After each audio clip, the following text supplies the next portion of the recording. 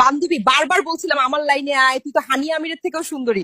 আমার লাইনে ক্যারিয়ার আছে, টাকা আর টাকা। আমি মুটকি হয়ে ওয়ার্ল্ড র্যাঙ্কিং এ 6 আছি। আমি তো বললাম কি, তখন আমার আবেগ কাজ করছে, বিবেক কাজ করে নাই। যদি বিবেক কাজ করতো তাইলে কি আমি এই বাবা ব্যবসায়ীকে বিয়ে করে আমি কট খাইয়া? আপার না হয় আবেগ কাজ করছে, বিবেক কাজ করে নাই। কিন্তু তুই কুত্তা মারা চেহারা লইয়া কেমনে কি করলি? আর কতবার কমু, ছোট মরিচের ঝাল বেশি, আমার শরীরে কারেন্ট বেশি, আমার দিয়ে টিউব লাইট, গাড়ির হেডলাইট, বাথরুমের লাইট সব জ্বালাইতে পারবেন। ভাবতেছেন আমার ক্যারিয়ার শেষ? আমি জেলখানাতেও ব্যাটারি চার্জের ব্যবস্থা করবো, কারণ আমি একটা 12 ভাতারি। ওই ভুটকি, তুই হাসবি কম, তোরেও তো মানুষ ভালো চোখে দেখে না। ওই আমার ভুটকি কইবি না, ফকিন্নির বাচ্চা। আমি রেমিটেন্স যোদ্ধা, র্যাঙ্কিং এ 6 নম্বরে আছি।